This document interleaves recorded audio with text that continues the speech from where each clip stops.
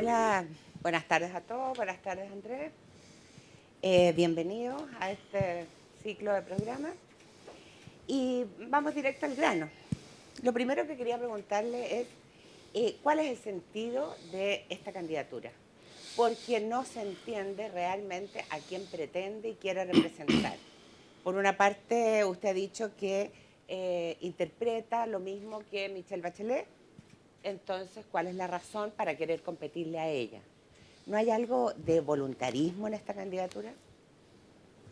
Antes que nada, gracias a todos, gracias al diario, gracias a mis tres cordiales, ¿cuál es la palabra? Verdugos, interrogadores.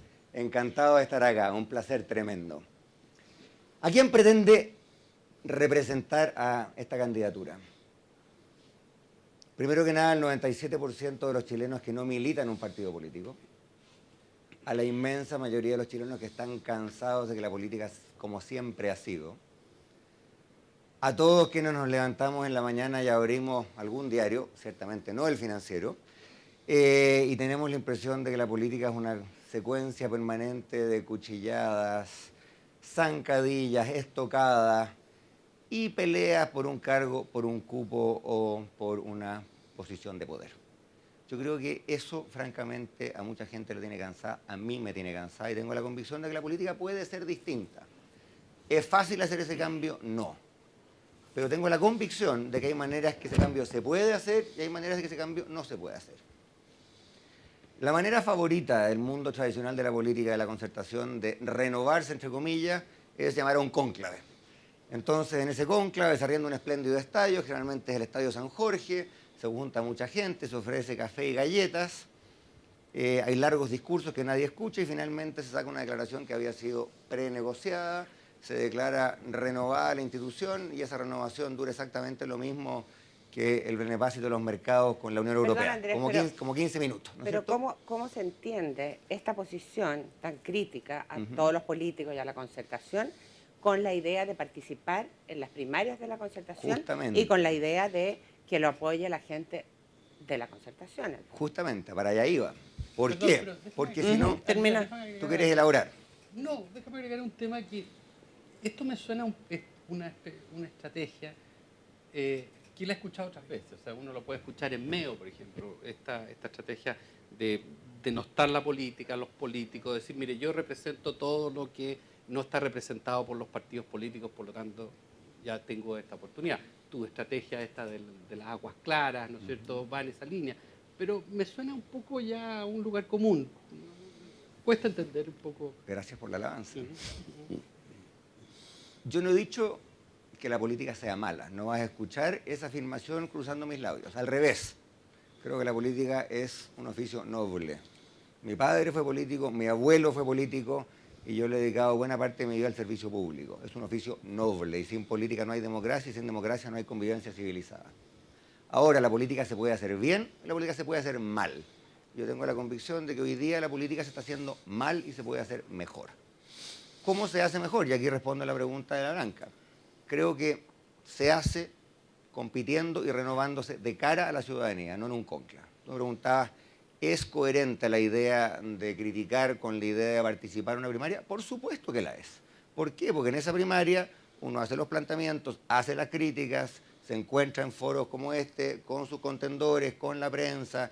Yo estuve en más de 40 sedes universitarias en los últimos 2 meses, en Santiago, en regiones, universidades públicas, privadas, universidades propiamente tal, centros de formación técnica, y ahí se va construyendo las ideas, las propuestas, y se van teniendo los disensos correspondientes que permitan renovar la política. No veo otra manera de hacerlo. Pero Andrés, y yo creo que la primaria es clave de lado y de lado, ojo, de lado y de lado, para empezar a hacer esa renovación. Pero te insisto, no nos confundamos. Mi discurso no es antipolítico. Okay. Yo creo que no hay democracia sin política. Pero sobre quiero que mismo, tengamos una mejor política y se puede. Pero por sobre lo mismo, ¿hasta qué punto el entrar en la primaria es la estrategia correcta? O sea, supongamos, veamos un poco de acuerdo con el escenario actual. Es poco probable que tú ganes una primaria. Ya, no me contestes en el sentido que igual vas a competir. No, pero al otro día... Yo te podría decir que si las encuestas fueran correctas, Ok. Saraquet sería alcalde de Santiago, ¿no es cierto? No, pero Por tú eres 25 puntos decían algunos. pero tú eres académico y sabes de lo que estamos hablando. Ya la crítica a las encuestas realmente ha sido muy de bajo nivel, en realidad. Pero, dadas las condiciones hoy en día, si yo me pregunto cuál es la estrategia correcta, sería que tú precisamente no participaras en la primaria. Porque al otro día que la pierdas, y lo mismo le va a pasar a Meo, la aplanadora, la concertación va a ser implacable. Entonces, ¿cuál es tu afán de participar en esa primaria? ¿Qué vas a sacar participando? Y un agregado. Para participar en la primaria te tienen que presentar algún partido político, lo que también implica cierta contradicción, que te va a presentar el PPD, el girardismo, el Partido Socialista, la democracia cristiana no, porque va Yo a creo llevar el girardismo y con candidata. banderas probablemente. Probablemente. Para redondear la pregunta de Eugenio. A ver, hay varias preguntas aquí, vamos en orden. Primero, no sé si Eugenio tiene una bolita, la bola de cristal respecto de lo que va a pasar. Yo creo que una cosa que todos aprendimos, ciertamente yo siento que la aprendí en la elección municipal, que los votos no tienen dueño, los que se suben al balcón anticipadamente les va mal y los que deciden que todo es carrera corrida con un año de anticipación corren un riesgo. Entonces yo parto, creo que con la humildad necesaria. ¿Es cuesta arriba? Claro que es cuesta arriba. ¿Es difícil? Es difícil. ¿Es una carrera larga? Es una carrera larga. Pero hay que correrla. Y yo la voy a correr y con mucho entusiasmo. Tú me decías, ¿es la estrategia correcta? Bueno, ¿correcta para qué? ¿Y por qué? Hay dos tipos de candidatura, a mi juicio. Aquellas que quieren incidir en lo que ocurre en Chile y aquellas que son testimoniales. Hoy día en Chile, las candidaturas que van fuera de los dos bloques, dado el actual sistema electoral que tenemos, que podemos discutir si es bueno o es malo, a mí personalmente no me gusta, pero es el que hay. Dado el sistema electoral y dada la tradición reciente de la política chilena, hay dos bloques. Y por lo tanto, la labor de quien quiere incidir es tratar de incidir en lo que pasa en esos bloques y en el caso de la concertación, mejorar, modernizar, ayornar la concertación. Esa es mi apuesta. ¿Y por qué no ir a la segunda vuelta, hasta la primera vuelta o a la segunda? Por lo que te decía recién, porque todos sabemos que en esas circunstancias, en un sistema altamente mayoritario como el chileno, con dos bloques grandes, la probabilidad de que eso sea una candidatura testimonial es altísima. Sí, Esa es mi primera alta, afirmación. pero altamente valiosa. Y la segunda afirmación es que yo creo en la labor política, que te voy a dar vuelta a la pregunta anterior. Yo creo que parte de la labor política es precisamente incidir en los partidos, incidir en el debate de los grandes bloques, trabajar para que el día de mañana las representaciones parlamentarias estén orientadas hacia las políticas de futuro. Es una labor que hay que hacer. Es a veces ingrata, por supuesto que es ingrata. Créeme que yo fui al Congreso, todos los martes y todos los miércoles por muchos años. ¿Perdón? Es ingrato competirle a Bachelet porque tu posición inicial fue que no llevarías adelante la candidatura si ella era candidata. Pero después dijiste que vas a seguir, sea ella candidata o no sea ella candidata. Pero paralelamente dices que representan lo mismo. Esa es la contradicción que siento que no... Es que no... tú estás tomando cosas que yo dije con como 3 años de diferencia. Entonces No, vamos por partes. Primero, tu pregunta. ¿Es ingrato o difícil competir? Por supuesto. Siempre es difícil competir con una persona que tiene un prestigio. Qué duda cabe. Pero yo creo que si, no sé, nunca se dio, pero se pudo haber dado que José Miguel Insulza hubiese competido contra Ricardo Lago, ¿no es cierto? Y habría sido una competencia lícita. Yo creo que espero que tengamos una primaria que sea amplia, que sea participativa, que haya muchos candidatos y candidatas, que tengamos buenos debates y que, como decía Leonel Sánchez, que gane el más mejor. Ahora quiero hacer una precisión. Tú me podrías preguntar por qué tomé la decisión de competir independientemente de quién fuera. Te lo respondo de corazón. Porque viajando por Chile, conversando con mucha gente, reflexionando en mi experiencia como ministro, llegué a la conclusión de que hacer las cosas como siempre se hicieron y no hacer un esfuerzo grande por hacerlas de modo distinto, creo que no va a rendir fruto. Necesitamos algo distinto que no se va a construir en 24 horas, pero yo quiero ser parte de esa construcción. Eso puede ser, pero de las conclusiones que no se pueden sacar del 28 de octubre, yo diría que hay 2 o 3 que son relevantes para esta candidatura, digamos. Una es que los partidos no están muertos, todo lo contrario, están bien vivos, ¿no? La otra es que el famoso y volátil, digamos, movimiento social, tiene escasísima capacidad de representación electoral. No voy a decir que no tenga fuerza, pero incapacidad, dificultad de traducir eso en representación. Y la tercera es de que, bueno, todas las teorías sobre el voto voluntario, sobre el aumento de la participación electoral a partir de la baja de las barreras de entrada, se vinieron al suelo. Dada esas tres dada la combinación de esos tres elementos, ¿dónde puede sostenerse una candidatura que esté fuera de los partidos, que quiera anclarse en el movimiento social y que quiera un cierto alternativismo y además dentro de la concertación? La verdad, Escaño, que no estoy seguro que comparto ninguna de tus tres tesis. Me imagino. Pero déjame centrarme en una que creo que es la más importante. Tú dijiste, no es evidente que los partidos estén muertos. Yo nunca he dicho que estén muertos. Pero ojo, saquemos las conclusiones correctas.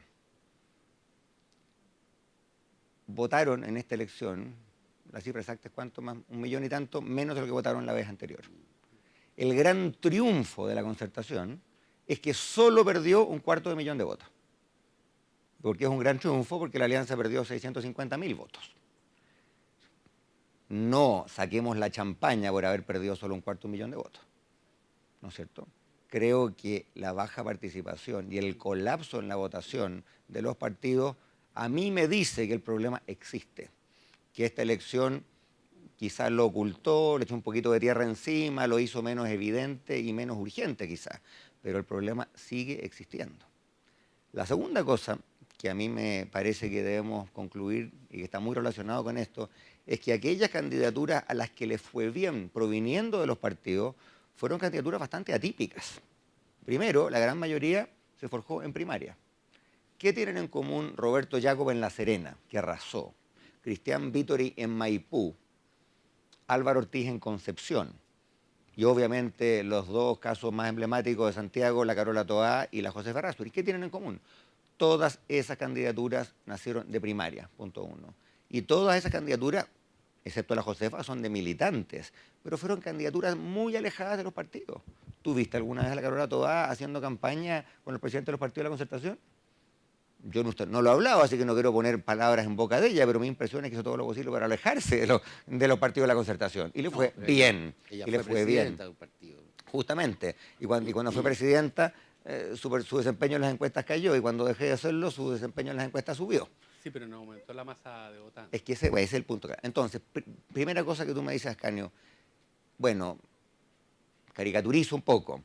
La elección nos dijo que los partidos están tiquitaca y por lo tanto solamente una candidatura basada en un partido, en un militante de 50 años de militancia le puede ir bien. Yo no comparto ese diagnóstico. Al revés, creo que en un partido con 13,5 millones de votantes potenciales, en que vota el 39% y en que solamente triunfan con márgenes amplios los elegidos por primaria, refrenda mi tesis. Te dice, los partidos son importantes, claro, están debilitados, claro, es necesario ser primaria, claro, y es necesario que surjan liderazgos nuevos al interior de las coaliciones que no estén estrictamente ligados a los partidos, claro.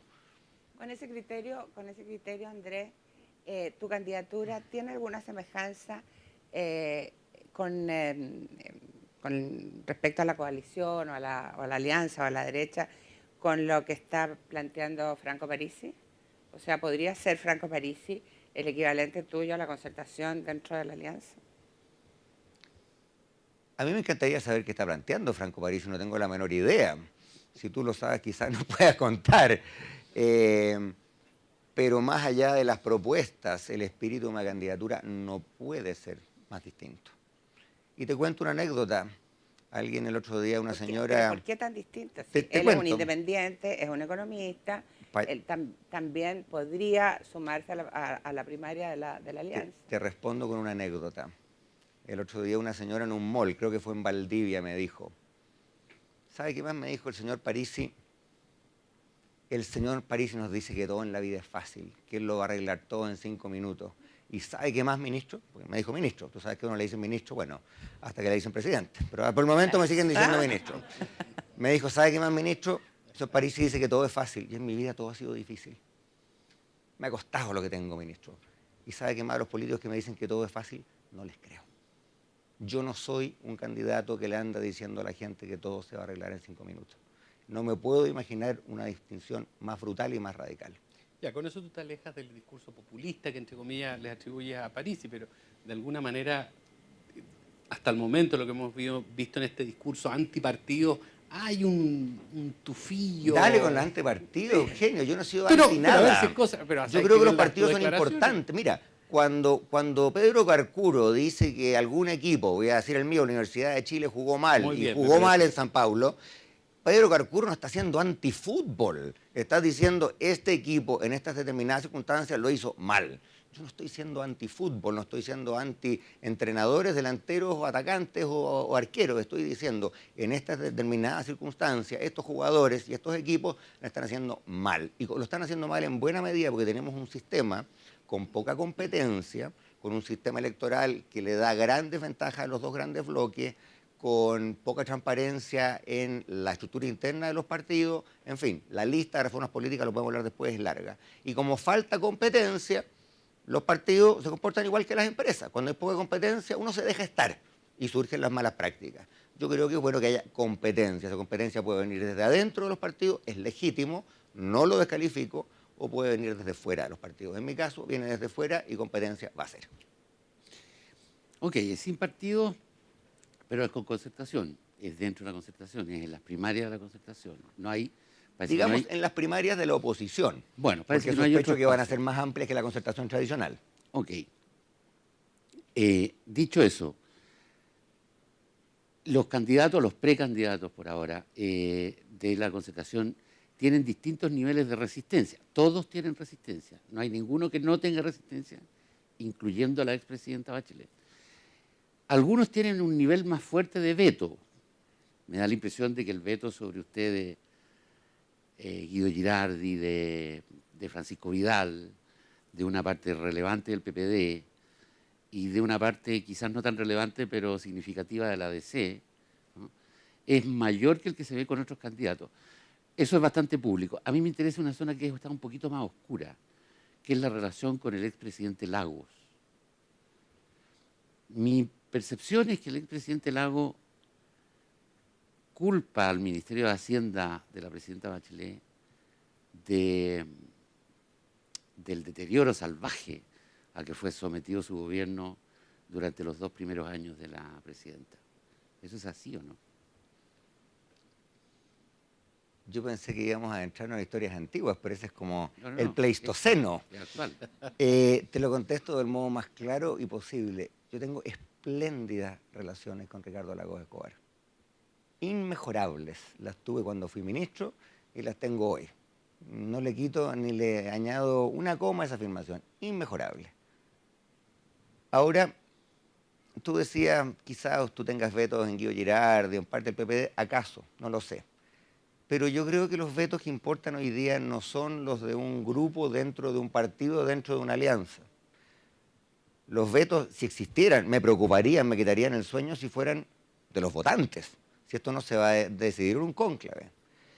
Y yo sé que están un poquito vilipendiadas las encuestas, pero a pesar de eso, déjame citar un par. Si hablamos de rechazo, en la última encuesta de CEP, yo creo tener el tercero, quizás el cuarto nivel de rechazo más bajo de ninguna figura política chilena. Bachelet, Goldborn, creo que después viene Soledad Alvear, inmediatamente yo después. Por lo tanto, el rechazo generalizado que algunos dicen no, y te puedo contar que mi experiencia, habiendo estado en muchas comunas durante la municipal, muchísimas, es de una recepción, una buena onda, para decirlo en chileno, buena onda. Si tú te vas a la encuesta CEP y miras la descomposición de esa cifra por la autodescripción del encuestado por preferencias políticas, usted de izquierda, señor de centro, qué sé yo, ahí se cae un segundo mito, porque resulta que a mí me va mucho mejor en los votantes de izquierda que en los de centro, que en los de derecha, o en los que se declaran independientes, mucho mejor. De hecho, me va mucho mejor que prácticamente todos los líderes del partido de izquierda, con excepción obviamente de Michelle Bachelet, quizás Ricardo Lagos Escobar y alguno más. Muchísimo mejor, muchísimo mejor. Entonces, esta idea que algunos han tratado de instalar, que esta concertación está totalmente bifurcada, de que hay unos señores que son portadores de la gran tradición progresista y hay unos señores que son unos economistas insensibles. Créeme que ese es un mito porque no tiene sustento real, pero además es un mito desde el punto de vista electoral. La gente percibe que en el gobierno en que yo participé se llevaron a cabo políticas sociales progresistas. Yo tuve el honor, porque fue un honor y fue mucha pega, créeme que acumulé muchas canas y varios kilos, trabajar en la reforma social más grande que se haya hecho probablemente nunca en la historia de Chile, que fue la reforma de pensiones, que hoy día le da beneficios a 1,3 millones de personas y que le cuesta al gobierno, al fisco, más de un punto del PIB al año. Bueno, Ese es el tipo de la gente... plataforma tuya, Andrés, o sea, y el conocimiento es precisamente por haber sido ministro de la presidenta Bachelet. Y muchas veces tú has recordado los logros que tuvo en su gobierno, como justamente la reforma previsional. Pero ¿hasta dónde te haces cargo de los debes y de los errores como el Transantiago o de las cifras económicas como el bajo crecimiento? Porque tú tienes una buena imagen como ministro de Hacienda, pero al final las cifras no necesariamente avalan aquello, como diría Ricardo Lago.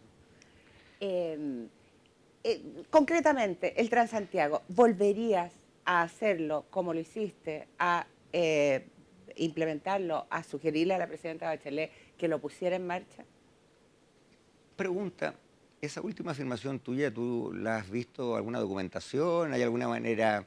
Es que a mí me da risa porque... ¿Cuál? Yo que soy economista, a mí siempre me instruyeron en la idea de que esta idea tan propia de los sociólogos franceses de que la sociedad, de la que la realidad es socialmente construida, como economista nunca me la compré.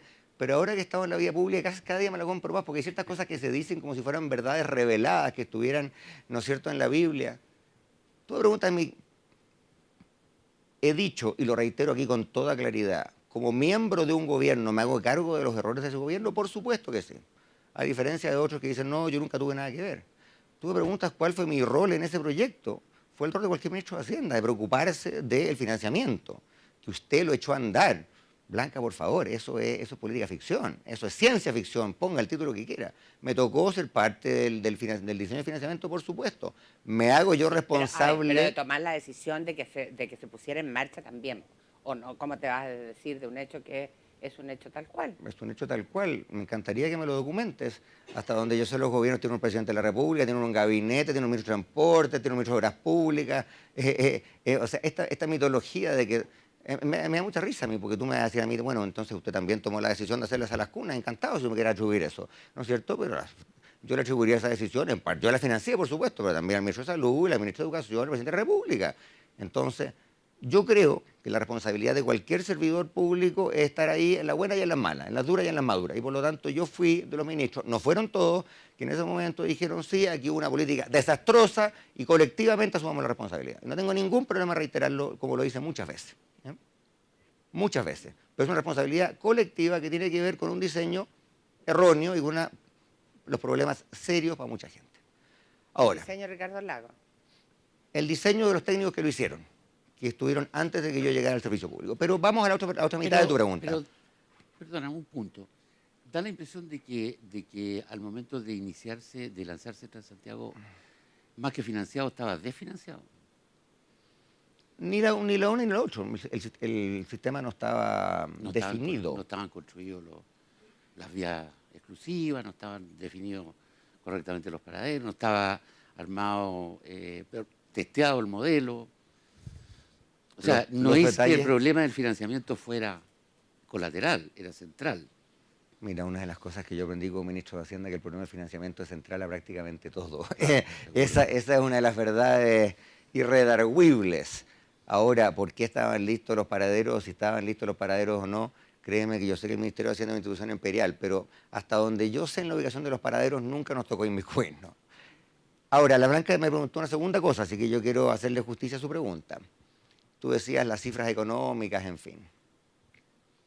A ver, la cifra económica, hagámonos cargo de una, el más bajo crecimiento de todos los gobiernos de la concertación y desde luego respecto a este. Indudablemente, indudablemente, no lo dudo por un segundo. Ahora, preguntémonos por qué, ¿no es cierto?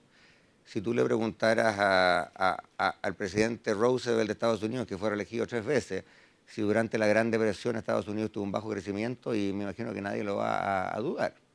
A Chile le tocó vivir durante el año 2008 y 2009, la mitad del gobierno de Michelle Bachelet, la más tremenda crisis económica que el mundo haya pasado de la Gran Depresión. Y creo que los chilenos con orgullo, esto no es un logro ni de un ministro ni de un gobierno, es de un país, con orgullo podemos decir que somos un modelo en el mundo en el manejo de esa crisis. En Chile tuvimos 6 meses de crecimiento negativo. En España llevan 6 años de crecimiento negativo. En Chile el desempleo alcanzó levemente por debajo del 10%. En España hoy día el crecimiento es el desempleo es 25% y entre los jóvenes es 51%. Y de hecho, aquí tampoco quiero exagerar el punto, pero lo voy a hacer. Una cosa que uno le enseñaron en la escuela de economía es que lo que determina el crecimiento un año tiene mucho que ver con lo que pasó en los años anteriores. No me digan a mí que la inversión en una planta o en una mina que se hizo el 2010 se decidió el 2010, se decidió el 2008. Y este gobierno, en sus primeros 2 años al menos, tuvo gran viento de cola por las políticas expansivas fiscales y monetarias del Ministerio de Hacienda y del Banco Central. Tuvo además una recuperación muy rápida de la economía y contaba además con algo que muy pocos países en el mundo tienen. Casi 0 deuda pública, mucha plata en el chanchito y bancos bien regulados. Cuando yo, hasta el día de hoy a veces, como candidato dejé de hacerlo, pero hasta hace poco iba a encuentros internacionales y me decían, a ver, señor Velasco, usted era ministro de Hacienda de Chile, ¿cuál era su deuda pública? Y yo le digo, 6% del PIB. Y me dicen, ¿cómo? ¿Quiso decir 60? No, le digo yo, 6. 60 es inconcebible en Occidente. Inconcebible que un país tenga 6% de deuda pública. Y los resultados están a la vista. La crisis fue breve, el crecimiento se retomó con rapidez, no tuvimos un remesón financiero, no tuvimos una mochila de deuda, las pymes no andan quebradas como estuvieron siempre a la salida de las crisis anteriores. Y creo que esto además tiene implicancias políticas. Porque si tú te vas a las encuestas de fines del año 2009, cuando le preguntaban a la gente, ¿usted aprueba de la gestión económica de este gobierno y aprueba de la gestión económica del ministro de Hacienda? A pesar de la crisis, a pesar del incremento en el desempleo, a pesar del lento crecimiento, indudablemente 2 de cada 3 personas decían sí, aprobamos. Hoy día, en circunstancias más halagüeñas, la cifra es la mitad. Oye, me gustaría hacerte una pregunta, ya que estás entrando de frentón en los temas, llamemos así, los tópicos temáticos que hoy día le interesan a la gente. En todo caso, un alcance. O sea, con el mismo argumento uno podría decir, bueno, lo que tú recibiste es producto de lo que se hizo antes. Entonces, un argumento que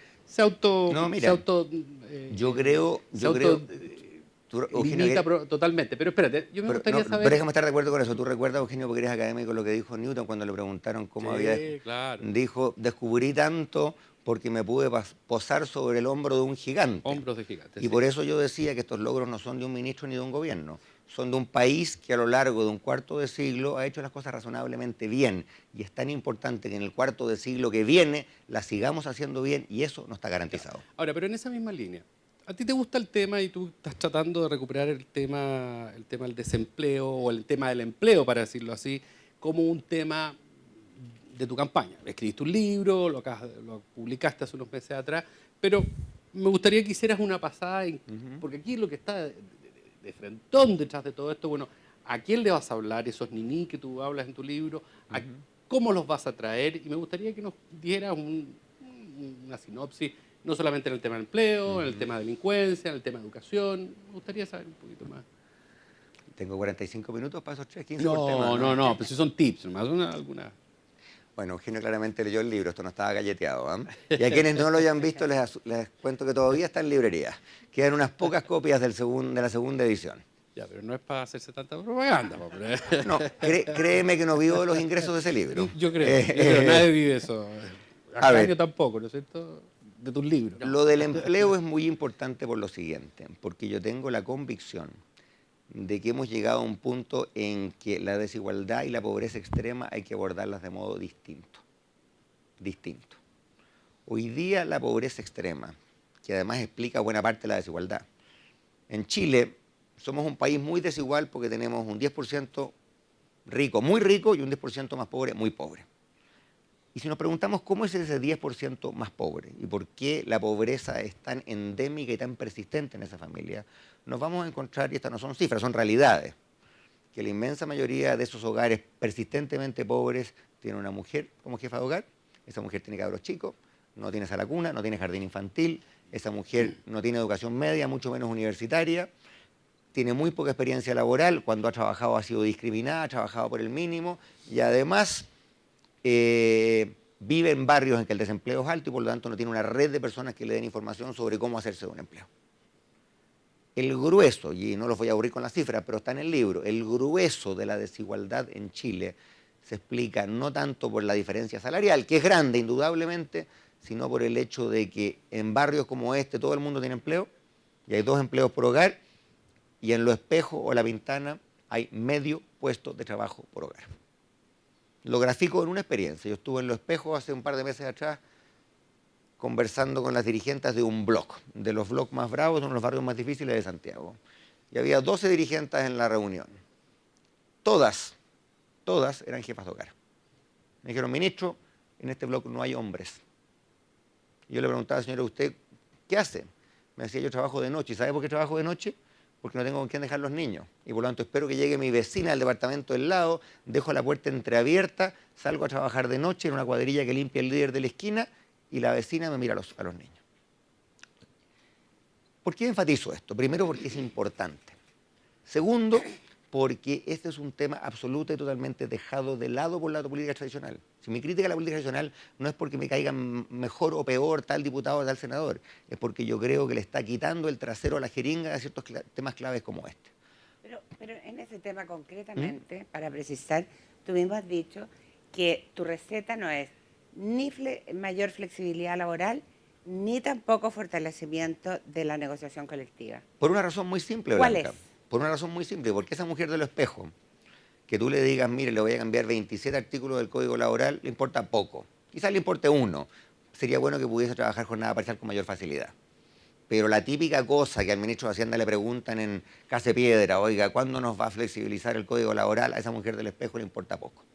Del mismo modo, cuando uno agarra al típico analista de la izquierda más tradicional y le pregunta qué hay que hacer para la desigualdad en Chile, él te dice, fortalezcamos la acción colectiva.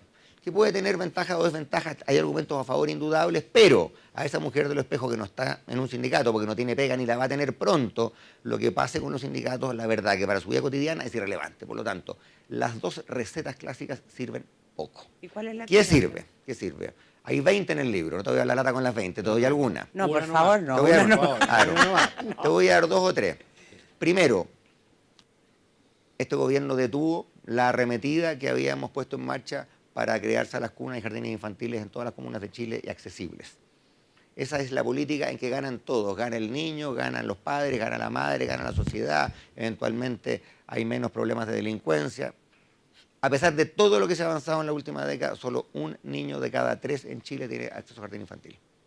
Segundo, necesitamos reinventar la capacitación en Chile. Y el recado que yo le mandé hoy día a la Evelyn Matei, a quien respeto mucho por el Mercurio, apuntaba en esa dirección.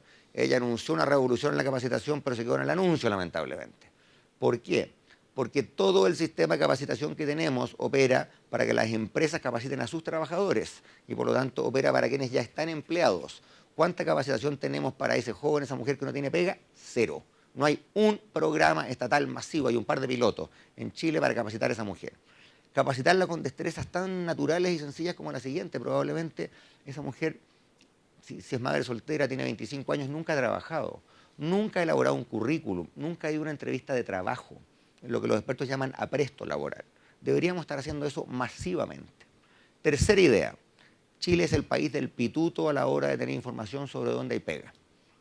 Un cabro que vive en Vitacura, donde todo el mundo tiene pega y donde el tío es empresario, sean buenas o malas sus notas a la hora de salir del colegio o la universidad, ese cabro no va a estar desempleado. Sí, eso tiene que ver con las redes. Exactamente. Propuesta muy concreta. En Chile tenemos un sistema absolutamente medieval para tener información laboral. Tú vas a las OMIL en cada municipalidad, te pasan un libraco polvoriento, tú ojeas esto y te encuentras con unas ofertas de trabajo del año 87. Están totalmente desfasadas. Todo joven chileno, pobre o rico de clase media, tiene un celular hoy día. Usémoslo. tengamos un sistema mediante el cual el joven va al municipio, se inscribe, dice yo vivo en Los Espejos, soy soldador, y las ofertas de trabajo le llegan a su celular, él va y democraticemos la información. Ahí tienes 3 propuestas, hay 17 más que si me das el tiempo te las cuento. Para otra oportunidad. ¿Y qué pasa con las otras áreas? Yo te pregunté. Educación, vamos a la educación. Mira, yo celebro que en Chile estemos hablando de educación. Y creo, primero que nada, que no estaríamos hablando de educación si no fuera por los estudiantes. Porque la clase política, y perdonen que insista en el punto, pero esto no es una crítica baladí, tiene que ver con las prioridades que se autoimpone la clase política, no estaba preocupado de la educación. ¿Por qué? Porque la educación le interesa a los jóvenes no estaban inscritos, no votaban, por lo tanto el incentivo político, electoral, de hablar de educación era bajo. Eso cambió. Ha empezado a cambiar, veremos si cambia más con la mayor participación. No está claro. Pero creo que ese debate nacional que hemos tenido en el último año y medio, 2 años, ha tocado algunos temas, pero ha dejado temas fuera. Yo quiero enfatizar esos porque son los más novedosos. Primero que nada, tú juntas 10 expertos educacionales en un salón, están en desacuerdo en todo menos en una cosa, que lo que importa realmente es la sala de clase, lo que ocurre dentro de la sala de clase. ¿Quién es el que manda, el que determina lo que pasa en la sala de clase? El profesor. Y de formación docente, de carrera docente, de remuneración docente, de remuneración por desempeño, temas absolutamente clave, hemos hablado relativamente poco. Entre otras cosas, ¿por qué? Porque es políticamente espinudo. Segunda cosa que hemos dejado fuera, más de la mitad de la educación media en Chile está constituida por jóvenes que están en la educación técnica, en liceos técnicos. Y si tenemos problemas en los liceos humanistas científicos, créeme que tenemos mucho más problemas en los liceos técnicos. Y ahí, de nuevo, se ha hablado cero de eso. Esos liceos técnicos tienen muy mala ligación con la educación técnico-profesional superior. A veces un cabro estudia soldadura y al día siguiente, el año siguiente, en marzo, tiene que estudiar soldadura de nuevo. No se pueden convalidar ramos, en fin. Y en la educación superior, de nuevo, tenemos un problema con la educación técnica. ¿Por qué? Porque ha sido lo que más ha crecido.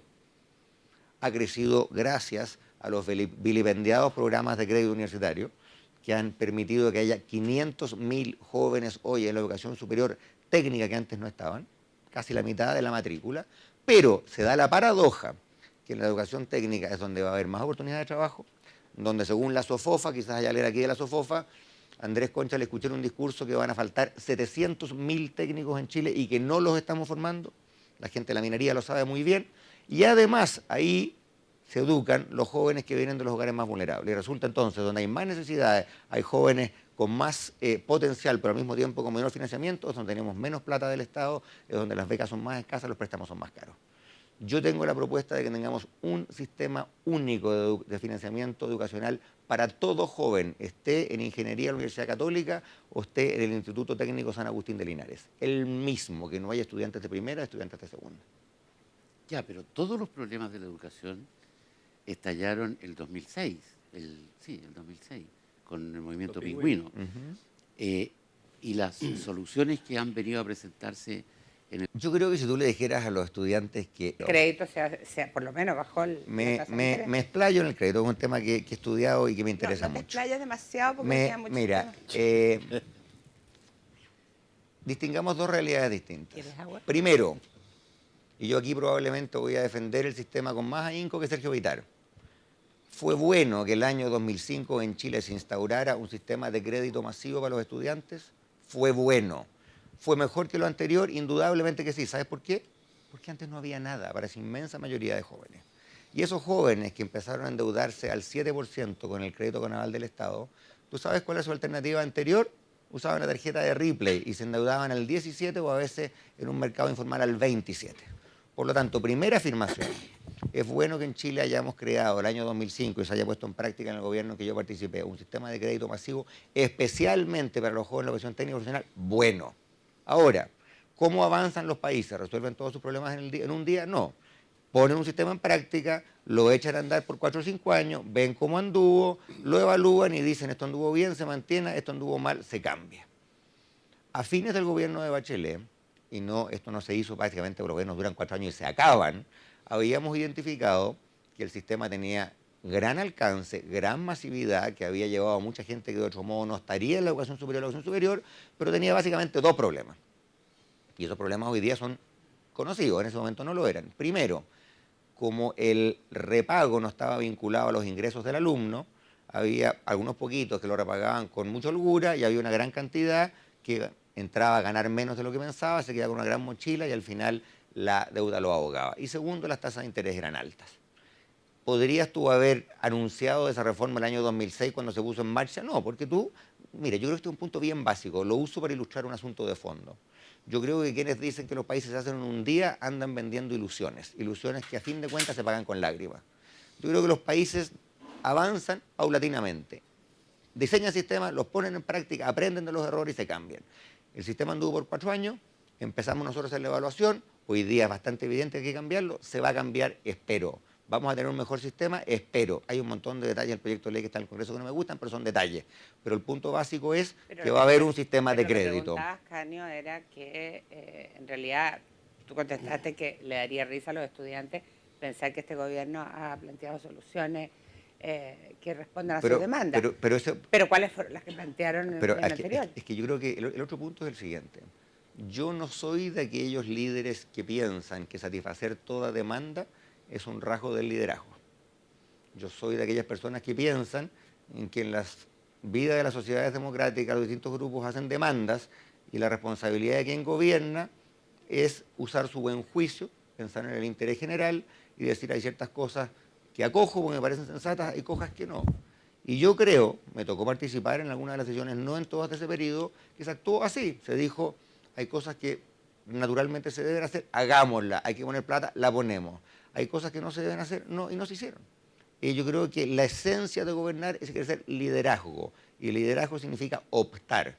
Si tú me dices a mí que gobernar significa dejar a toda petición conforme, eso no es gobernar. Y en otras áreas, energética, medio ambiente. Energía.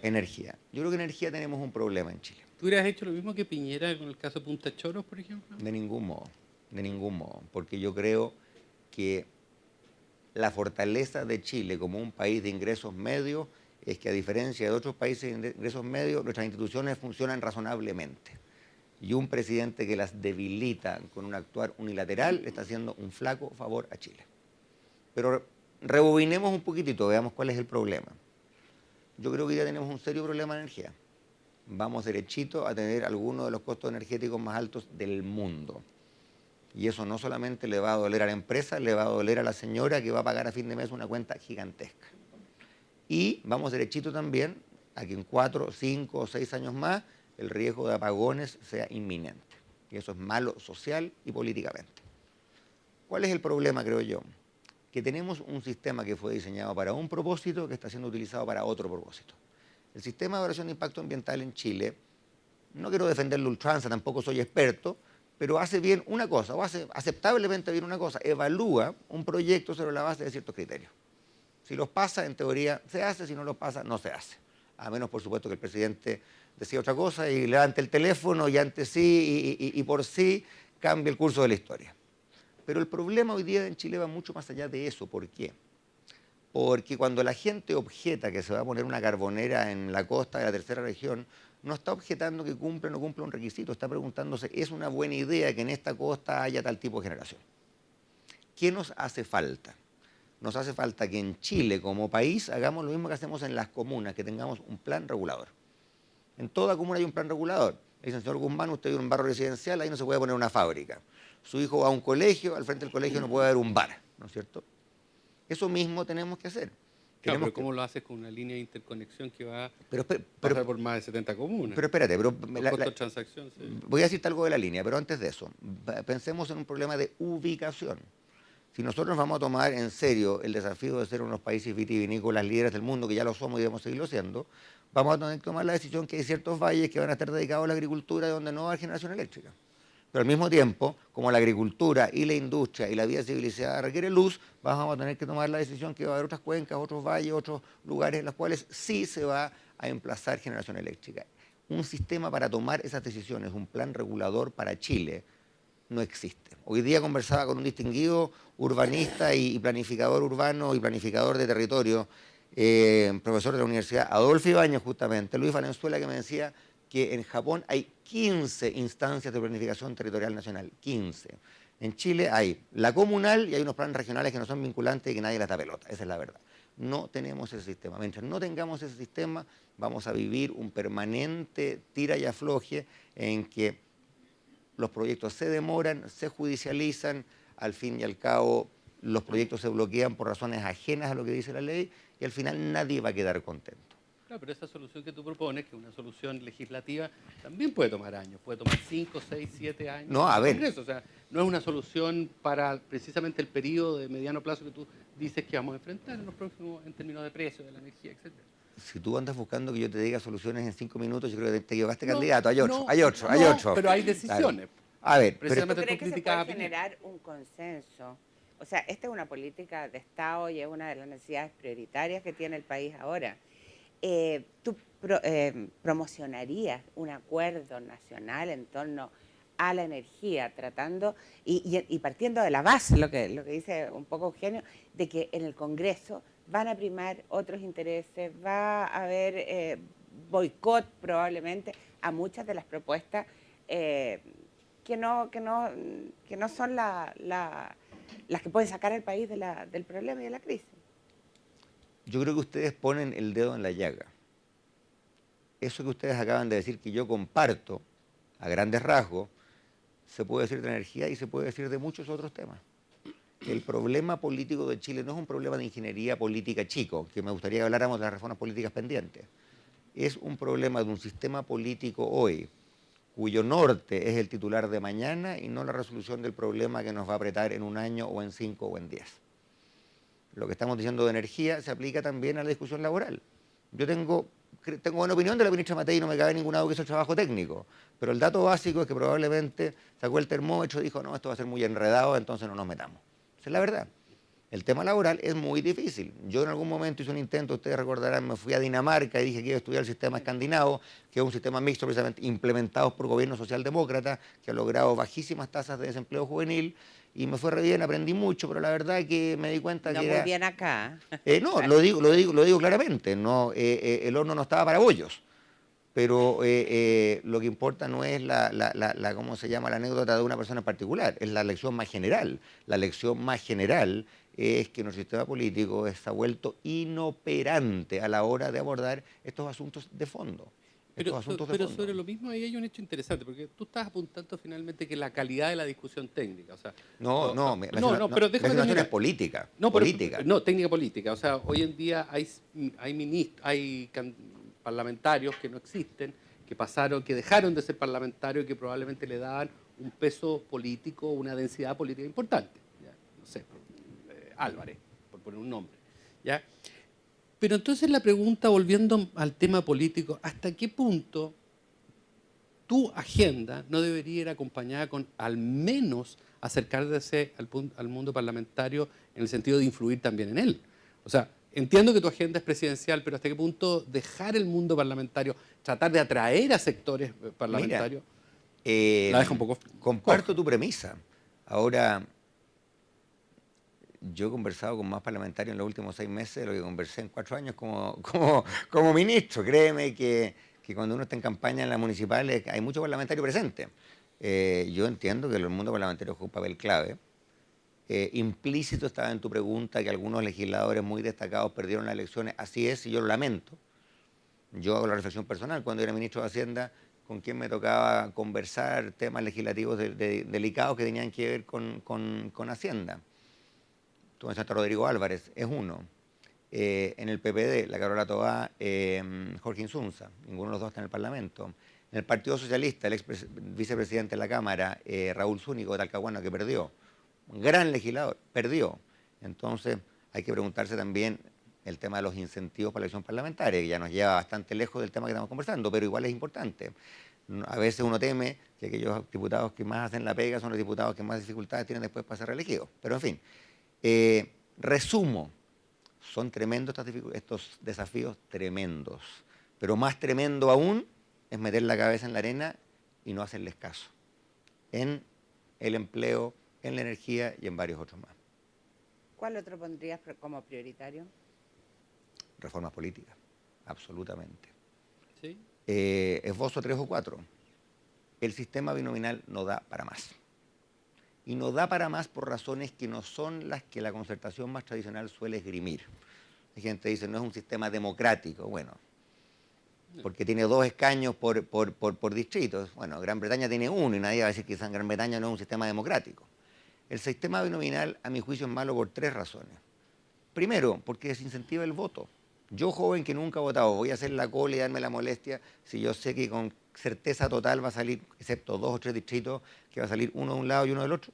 Y además yo sé que al interior de cada lista se pusieron de acuerdo y un débil y un fuerte, y por lo tanto el impacto que tiene mi voto en el resultado de la selección es 0. ¿Qué dice el joven? No voto. Entonces, el sistema electoral claramente desincentiva la participación. Segundo, nos condena a un cuasi empate permanente en el Congreso, de modo que leyes muy importantes se aprueban o se rechazan por un voto. Y al final ese voto se va para un lado o para otro porque parece que le van a arribillar unos kilómetros por ahí en su distrito. Esa no es la manera de hacer grandes reformas. Y tercero, y este es un punto más sutil que ustedes lo van a apreciar, y Eugenio que es del rubro, a ver si me encuentra la razón o no, porque la poca competencia que hay ocurre al interior de cada coalición. Los compañeros de lista se agarran a coscacho, rara vez se agarran con el otro lado.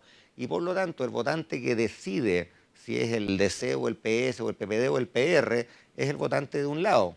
Y el votante que decide si es el UDI o el RN es el del otro. Y por lo tanto, nuestros parlamentarios tienden a ser elegidos con los votos de los extremos y no con los votos del centro. Lo que nos da un parlamento mucho más polarizado en su dimensión ideológica que el chileno medio. El chileno medio es una persona de centro-izquierda. Y nuestro parlamento es un parlamento polarizado y cada día más populista. Y eso también, en mi modesta opinión, es culpa del sistema binominal. Hay que cambiarlo. ¿Por qué lo cambiaría yo? Yo lo cambiaría por un sistema mixto que tenga las siguientes 2 patitas. Uninominal en 120 distritos. Yo agarraría los 60 que hay hoy día, los partiría por la mitad, cosa que es fácil. Tú agarras Providencia y Ñuñoa, Providencia para allá, Ñuñoa para acá, tienes 120 distritos uninominales. Y ahí gana el más mejor. De nuevo cito al gran Lionel. Y después, para darle cabida a los partidos más pequeños y para darle un elemento de proporcionalidad, sugeriría una lista de 30 diputados nacionales en listas elegidas con criterio de proporcionalidad. Cosa que también permite que entren otras personas que probablemente no habrían sido elegidas de otro modo. Probablemente en un sistema puramente competitivo, Edgardo Benning, que nunca habría sido senador o diputado y qué bueno que lo fue. A mí me gusta ese sistema y creo que ese sistema tiene muchas ventajas. Destaco uno y paro porque he hablado demasiado. Tiene la ventaja de que la gente sabe quién ganó. Queremos un sistema que haya ganadores. Andrés, pero no crees tú, porque yo creo que se ha generado bastante consenso en los males o los problemas que genera el sistema binominal entre eso y aparte las ventajas. Pero ¿no crees tú que para reformarlo al final del día se necesitaría disolver el Parlamento primero? Porque es un hecho que los parlamentarios que están elegidos de por vida no son ellos los que van a reformar el sistema. Ellos son los que se han opuesto siempre y van a seguir oponiéndose siempre. Entonces, ¿hasta dónde este debate va a terminar siendo estéril? Yo lo que me pregunto, o sea, ¿habrá que disolver el Parlamento para que por un decreto se cambie el sistema? Tendríamos que traer a Fujimori, dices tú. No sé. Claro, la Asamblea Constituyente. Claro. Cualquier, no sé. Mira, Pero es un hecho que yo los estoy de acuerdo- parlamentarios no van a yo cambiar estoy su de acuerdo sistema. con una cosa que tú dijiste, pero no estoy de acuerdo con la conclusión. Es correcto, a mi juicio, estoy de acuerdo contigo, que la retórica a puertas cerradas de los parlamentarios es distinta que la retórica a puertas abiertas. Porque cuando el parlamentario dice esto es un sistema pésimo, después va en su auto camino a la casa y sus reflexiones, bueno, tan malo no puede ser porque me eligió a mí, ¿no es cierto? Entonces, tenemos un problema. ¿Cómo se resuelve ese problema? Se resuelve como se resuelven los problemas en democracia, generando suficiente presión ciudadana para que esa posición se vuelva insostenible. En Chile, yo no soy abogado, así que los abogados presentes me podrán corregir si mi fraseo no es impecable, pero en Chile la potestad constitucional yace en el Congreso. Y si tú crees que es improbable que el Congreso cambie el sistema binominal, te tengo una noticia. Es mucho más probable que sea su potestad constitucional. Y por lo tanto, la discusión sobre la Asamblea Constituyente y sus méritos parte de una premisa que es de un irrealismo político total. Compartes la tesis de Escalona y de quienes se Entonces, oponen a hagamos ella. las reformas que hay que hacer, llegamos a cómo se pueden hacer. En democracia, las reformas se hacen persuadiendo un número parlamentario. Si a los parlamentarios no les gusta o no les conviene, se crea una presión política y social, intelectual, académica, de los medios, ciudadana.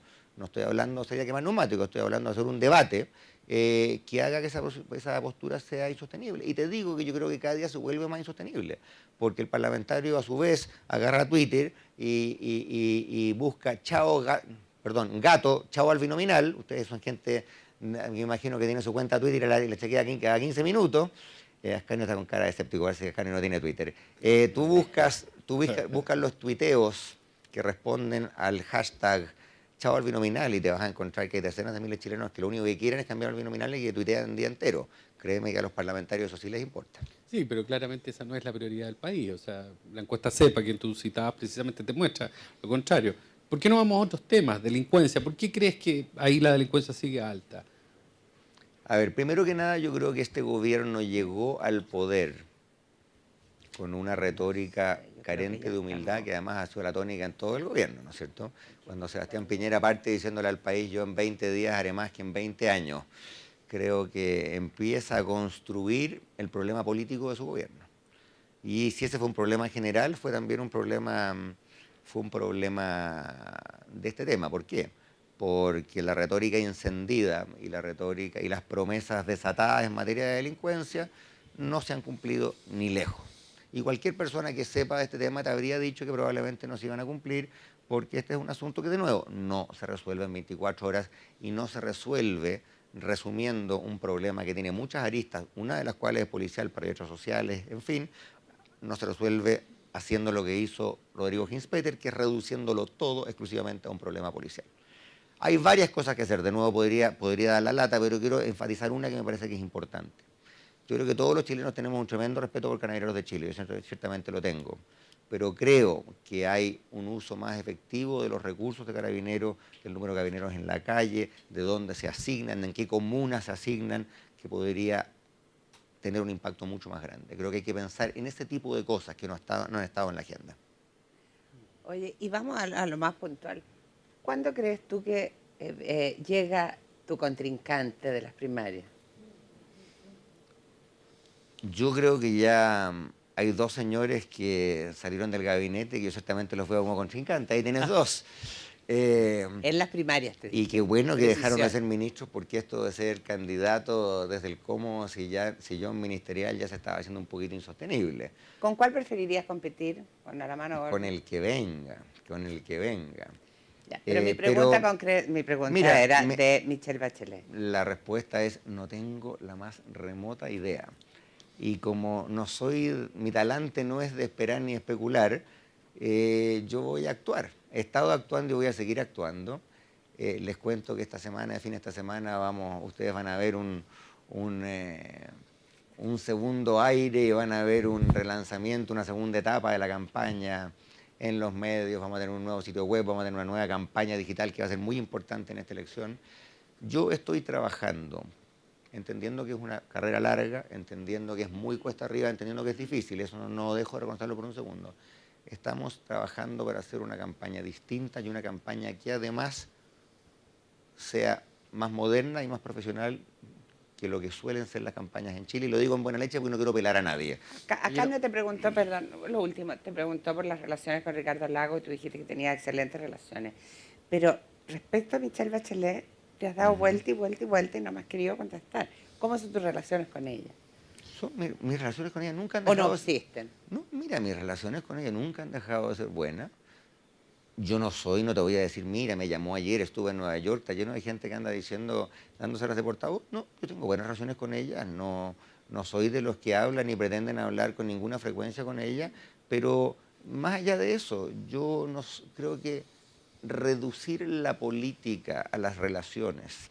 Usted es amigo de fulano, comió con sutano, en fin, intercambia tarjetas para Navidad. No sé, yo estoy tratando de hacer una política un poco distinta. Yo creo que ojalá tengamos debates, ojalá tengamos candidaturas declaradas, ojalá tengamos una primaria. Pero, pero estás haciendo caricatura de las tarjetas de Navidad y todo. Ella fue la presidenta y tú su ministro. No. Y probablemente compitas con ella. Entonces, pero indudablemente, es importante saber qué relación tienes con ella. No, pero Blanca, mi punto no era acerca de ella, era acerca de dos ópticas distintas que uno puede tener para aproximarse a la política. Yo creo, y lo digo en una crítica amigable, que en Chile, por ser un país pequeño, de una élite muy endogámica, tenemos el mal hábito de reducir la política a las relaciones familiares y personales, de amistad, de compadrazgo, que pueden ser buenas o malas. En mi caso yo tengo el mayor respeto por la expresidenta. Yo creo que, tú me dirás, ¿qué opina usted de Hidroaicén? Yo te voy a decir que yo planteo un sistema aquí, y creo que ese sistema debe analizar no proyecto por proyecto, veamos el conjunto. Aprovecho, alguien me dijo con el tema de la línea, ¿no es cierto? Ya. Yo quiero plantear esto, no solamente en relación a Hidroaicén, pero creo que parte de nuestros problemas de las discusiones que tenemos es que nos quedamos a veces mirando el ombligo. Ampliemos un poco la cancha. El problema de energía de Chile tiene mucho que ver con lo que hacemos en Chile, pero también tiene mucho que ver con lo que hacemos en el continente. Los invito a que miren un mapa de Sudamérica, vean dónde están las fuentes de energía y hagan flechitas de dónde va. Es una irracionalidad colectiva total. Perú tiene gas de camisea y lo vende en California. Chile no tiene gas y en vez de comprarlo de sus vecinos, lo compramos de Trinidad y Tobago o muchas veces lo compramos de Indonesia y tiene que cruzar todo el Océano Pacífico. ¿Quién paga eso? El Estado. Similarmente, tiene todo el sentido del mundo que Chile, Argentina, Perú, Colombia avancen hacia sistemas interconectados. Con lo cual, y aquí voy a tu pregunta, Eugenio, la dificultad de las líneas de transmisión es menor. ¿Por qué? Porque es muy distinto hacer una línea de 100 kilómetros de un punto en el territorio chileno a un punto en el territorio argentino que hacer líneas de transmisión de Arica a Punta Arenas, ¿no es cierto? Y por lo tanto, ampliemos el horizonte que estamos pensando estas cosas. Yo entiendo, y he sido muy crítico, y lo he hecho en muchas columnas y entrevistas, he sido muy crítico de lo que ocurrió con Argentina en el gas. Creo que el gobierno de Argentina actuó mal. Estuve en Buenos Aires la semana pasada, vi 500.000 personas en la 9 de julio, parece que hay muchos argentinos que también piensan que el gobierno ha actuado mal, pero eso no debe privarnos de mirar al futuro pensando en grande, y uno de esos temas